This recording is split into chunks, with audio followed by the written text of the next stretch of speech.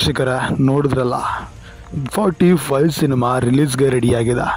Cinema ಯಾವಾಗ ಬರ್ತಾ ಇದೆ ಅಂತ ಕೂಡ ನೀವು ಆಲ್ರೆಡಿ ಗೊತ್ತಾಗಿರುತ್ತೆ.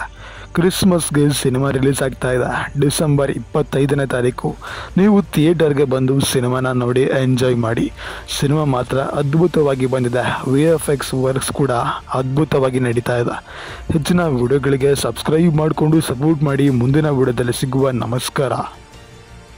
ವೀಕ್ಷಕರ ನೋಡಿದ್ರಲ್ಲ 45 ಸಿನಿಮಾ ರಿಲೀಸ್ಗೆ ರೆಡಿಯಾಗಿದೆ. ಸಿನಿಮಾ ಯಾವಾಗ ಬರ್ತಾ ಇದೆ ಅಂತ ಕೂಡ ನೀವು ಆಲ್ರೆಡಿ ಗೊತ್ತಾಗಿರುತ್ತೆ.